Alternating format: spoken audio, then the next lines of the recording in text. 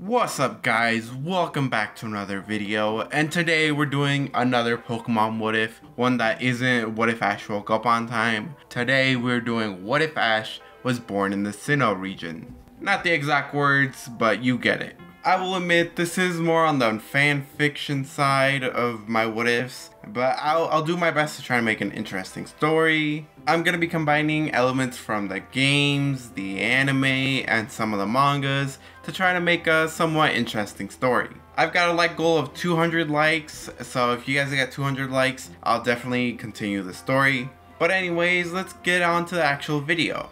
Our story begins in the small town of Twinleaf in the southwestern part of Sinnoh. The day before they become trainers, Ash, Barry, and Dawn are talking about what starters they're gonna get. Both Ash and Barry get into an argument as they both want Turtwig, but before it gets into a full-on fight, Dawn smacks him in the head and tells him to calm down. Ash, being a little stubborn and cocky, challenges Barry to a race to see who can get there first, and the winner gets Turtwig. Barry, much like Ash, is also kinda full of himself, so he decides to accept this challenge. Dawn gets a little disappointed as she wanted all three of them to go together, but she'll meet them there I guess. On their way home, Barry asks which starter she wants to get, and she tells him that she's not sure yet. Maybe she'll be able to decide when she gets to meet them in person. After a few minutes of walking, they split off and go to their respective houses. Before going to bed, Ash sets up an alarm that will help him wake up early that morning so he can beat Barry. Unfortunately for Ash, his Pokeball alarm falls into his hands and he has that dream of sending out his starter,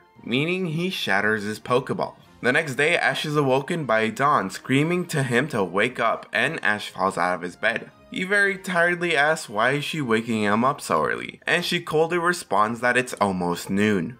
Ash starts to freak out as he was supposed to wake up way earlier, and as he's getting ready he asks why is she here. Dawn says she's known Ash and Barry for a while. She wanted to make sure that they weren't oversleeping. This serves to calm Ash down a bit as he thinks that Barry might not have left already. Unfortunately, Dawn says that she already passed by Barry's house and his mom said that he had already left. This causes Ash to start freaking out again. After changing, both of them get on their bikes and ride off to Professor Rowan's lab. When arriving at Samgem Town, they make a beeline for the professor's lab, where they ask Rowan for their starter Pokemon. Rowan tells them that unfortunately for them, he's only got one starter left, as the other two came by not too long ago and chose them. Ash and Dawn both know that at least one of these must have been Barry. They ask what Pokemon is left, and Rowan says Piplup, and unfortunately for them, only one of them can have it as their starter. Ash and Dawn both want the starter, but can't decide who gets to keep it. One of Rowan's assistants says that they can solve it by doing rock, paper, scissors. The first round goes to Ash, and the second round goes to Dawn, who also wins the third round with scissors. After winning, Dawn gets her brand new Piplup, Pokédex, and some balls. Ash basically starts to beg if this means that there's really no Pokemon left for him, and Rowan says that he might have one Pokemon he can take. While his assistant fetches the Pokemon, Rowan tells Ash that he specializes in Pokemon evolution. And not too long ago, he got a newly hatched Pokemon here that isn't too fond of being cooped up in a lab and studied. Perhaps he can take it and study it in the field for him. Ash isn't too fond of studying Pokemon as he wants to be a Pokemon master and not some sort of researcher, but since he'll get him a Pokemon, he agrees to it. The assistant then comes back with an Eevee flailing in her arms. Rowan then tells Ash that since he's willing to study it, he can take it as his starter. As they're talking, Eevee manages to escape out of the assistant's arms, and it uses Swift on the lab. It destroys some of the equipment before running off into the forest. Ash, not wanting to lose his brand new partner, quickly runs after it. Dawn and Piplup also give chase, but quickly lose track of them. Eevee, trying to lose Ash, uses Swift again, but Ash dodges it and the Swift hits what he thinks is a boulder. Unfortunately for them, the ground starts to shake and that boulder turns out to be part of an Onix. It's pissed they woke him up and starts attacking them. They do get hit by its tail a couple of times. Ash eventually grabs Eevee and makes her run for it, trying their best not to get hit. However, he does get hit a few times, but he just gets up and keeps running. As long as Eevee's safe, that's all that matters to him, and eventually Ash finds a cave that has rock too hard for Onix to break. Ash and Eevee sit down as they've got some time to relax, before Onix breaks in. Eevee does show some concern as Ash is hurting from his injuries. Ash just tells Eevee not to worry about him as he'll make sure to get her out of this. Ash and Eevee spend the night trying to get some sleep, to no avail, as the Onix just keeps bashing away at the cave trying to get in. However, in the morning, Onix finally starts to crack the rock, and Ash hugs Eevee as Onix should be getting in any minute. As the two hug and wait for Onix to get in, a blue light appears in the cave. In front of Ash and Eevee, a light blue cat with a red gem and two tails appears in front of them. The encounter is brief, but after it disappears, the Pokemon leaves some sort of effect on Eevee and Ash. Both of them suddenly feel like they can take on anything, so they prepare for Onix to break in. Once it does, Eevee uses Swift to temporarily blind the Onix and they run out of the cave. Eevee then uses Quick Attack, followed up by another Swift to attack Onix. Eevee and Ash both take quite a bit of damage before Eevee just barely manages to defeat the Onix. Without any Pokeballs to catch it, Ash just apologizes for waking it up. Because this is Ash, on his way back to Rowan's lab, they do get a little bit lost before they eventually make it back. As Ash and Eevee are getting treated for their injuries, Dawn is scolding Ash for running off like that as he had everybody else worried. Ash just smiles and says that he couldn't just let his first Pokemon run away like that. Dawn says that she sorta understands, but then continues to scold him. Professor Rowan has to step in and acts like a middleman, saying that he's thankful Ash brought Eevee back, but it was really stupid of him to run off like that. He then tells Ash that if he wants to wait, he can get him a proper starter soon. Ash is intrigued by the offer of a proper starter, but declines it as he would like to continue his journey with Eevee. After Ash is fully healed up, he is handed his own Pokédex and Pokeballs. Eevee climbs on top of Ash's head, and before they leave, Ash remembers the Pokemon that they met in the cave. After a description of what the Pokemon look like, Professor Rowan says that the Pokemon they might have ran into is Azelf. However, Professor Rowan's really unsure that Ash actually saw it, as it's very unheard of that Azelf is so far away from the lake he supposedly resides in. Dawn interrupts saying that while she was looking for Ash, her and Piplup went to Lake Verity and saw something similar.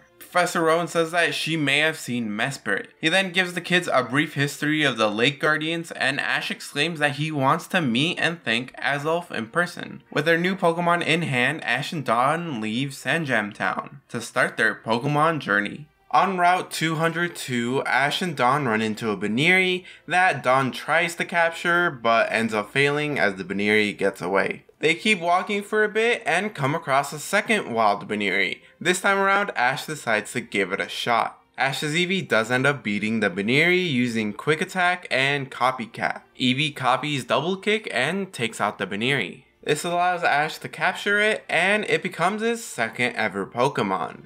After he strokes his ego for a bit, they continue to walk and run into Nando. Dawn and Nando have their fight, which really doesn't change much from canon. After Dawn loses, Ash offers to train with her if she ever wants to get strong. Ash then battles Nando, and against all odds, Baneri ends up beating his Roselia. This helps Nando decide that he'll compete for both ribbons and badges. The new trio head to the nearest Pokemon Center where Ash registers for the league. Shortly after Nando gets his Roselia all healed up, he leaves the party. The duo continue their journeys and decide to stop at a convenience store to pick up some food. As the two of them walk out of a convenience store with food in their hands, Ash tells Dawn not to worry about the contest. She'll do fine, especially with all the extra training she's been doing. Dawn replies that of course Ash won't understand, as she's gotta live up to her mother's great reputation of being a great coordinator. But before she can continue that thought, Eevee points out that a Croagunk has been following them. Ash gives him a little bit of food, thinking that Croagunk will just leave him alone after he gets a little bit of food. But it doesn't. Croagunk just keeps following them. After realizing it's wild, Ash asks if it wants to come along with them. The Croagunk nods, and Ash throws a Pokeball at it, since Dawn really doesn't want it. With this catch, it becomes Ash's third Pokemon on his team, and also his first non-normal type on the team. Also, for those of you guys wondering, this is the Croagunk that Brock caught in the original timeline. I'm just giving it to this version of Ash. Shortly after this, Ash and Eevee are helping Dawn and Piplup with their contest moves when they run into a wild Baneri.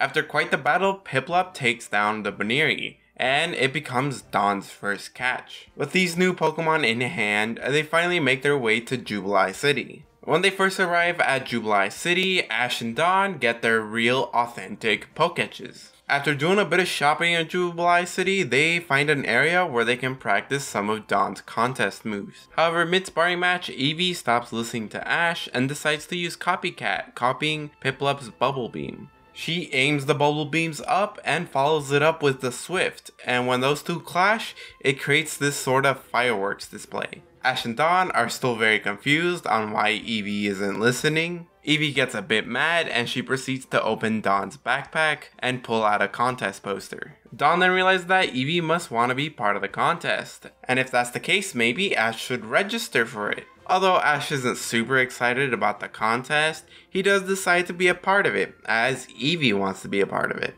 Dawn then remembers that they have to go register it, so they book it over there. Once they're done registering for it, Ash learns about the ball capsules and ribbons. Ash would have some idea of what they are, but not exactly, as Dawn would have mentioned them before in passing at some point. From here, we can skip straight to the contest, where in the changing room, Ash and Dawn run into a coordinator called Zoe, and their old friend Barry. Both Ash and Dawn are super confused on why Barry is here, and where he's been this entire time. Barry says that after he beat Ash to getting Turtwig, he made his way here. He knew that Dawn and Ash would eventually arrive here, so he waited for them. Ash would be mad that Barry's rubbing it in his face that he got Turtwig and got here earlier. Meanwhile, Dawn asks why is he competing in the contest, as he's never really shown any interest in it before. Barry simply replies that Dawn and her mother were always talking about it, so he thought he'd give it a try. Plus, he got bored waiting for them, so he thought preparing for this would help him pass the time. Once that conversation is pretty much done and over with, Ash basically demands Barry to battle him after all this is done. And of course, Barry agrees. He then remembers to ask Ash what starter did he get from Rowan. Ash tells him that he got there late and there were no starters left, so Professor Rowan gave him the Eevee to take care of and study. Anyways, in the performance stage of the contest, all three of them pass with flying colors. In the first round of the battle stage, the trio managed to just barely win their first matches. In the second round, Dawn beats Barry and Zoe beats Ash for pretty much the same reason. Both Ash and Barry were more focused on the battling part than the appealing part of it. Meaning Dawn and Zoe were chipping away at their points with making their attacks look really nice, plus the damage they were dealing. This means Dawn and Zoe are facing off against each other in the finals. You can leave this part the same for the most part, with Dawn losing due to a timeout. With the contest now over and done with, Ash and Barry go to comfort Dawn on her first loss. While they aren't all that good at it, she does calm down eventually, especially when she talks to her mom. Her mom says that she should use this loss to figure out what went wrong so she can do better next time. She also has great friends that she can look towards for support. She doesn't always have to come to her for every little thing. After this whole thing, Ash and Barry go find a place to have a battle, and they start out with Baneri versus Starly. Thanks to Baneri knowing Thunder Punch, it doesn't take long for Starly to fall. Barry's second Pokemon is Shinx, and their fight consists of bites and double kicks. However, no amounts of kicks can overpower Shinx's Thunder Shock. So for Ash's next Pokemon, he sends out Croagunk, who swiftly takes out Shinx with like 2 poison jabs. Barry's final Pokemon is Turtwig, who despite the type disadvantage, Turtwig ends up winning. That bite is pretty strong. This leaves Ash's final Pokemon, Eevee, to battle Turtwig. And it comes down to a battle of speed versus power, as Ash's Eevee is a lot faster than Turtwig, meaning that it can dodge most of its attacks. However, when Turtwig does land an attack, it really hurts Eevee. The battle comes to an end when Eevee dodges most of Turtwig's Razor Leaves with a quick attack. However, in order to stop Eevee, Barry orders Turtwig to use Tackle, and they both clash head on. This kicks up a lot of dirt and engulfs the two Pokemon. When the dirt clears away, both Eevee and Turtwig are on the floor unconscious. Barry is a little more madder than Ash that this ended in a tie, but both trainers are really happy that their Pokemon did their best. Dawn then reminds them to take their Pokemon to the Pokemon Center, as they're kinda hurt. While their Pokemon are being healed, Dawn asks whether Barry's gonna be traveling with them or not. Barry replies that since he and Ash are gonna be challenging the gym in Oreburgh City, he might as well join them. With the contest and rival battle done and over with, the trio heads over to Route 203, or 203. However, they notice a man walking around acting kinda shady. They walk up to him and he starts to freak out, asking, "How did you figure out I was a member of the International Police?" Ash says that they didn't, they just want to ask what he was doing.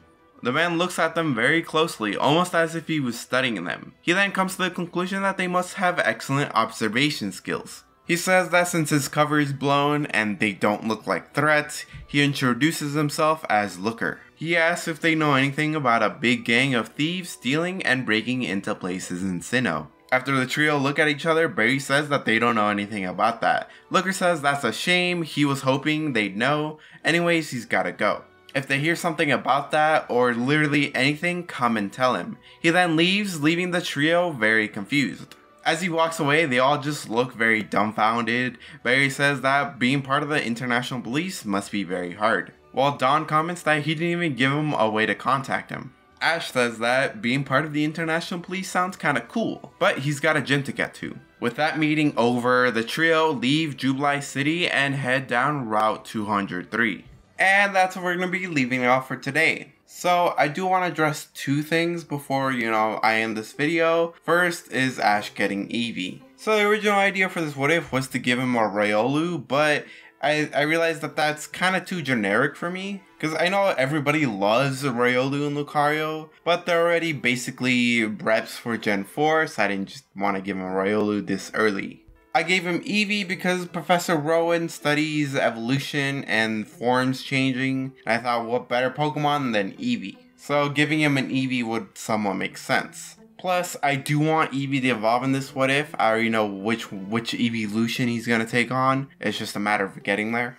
Also, since this is the Sinnoh region, I know people want Paul in here because, he's a really a fan favorite rival. And he will show up. Trust me, he will show up. Just give me a little bit. Anyways, I hope you guys enjoyed this. Remember to leave a like, comment, and subscribe, and I'll see you guys later.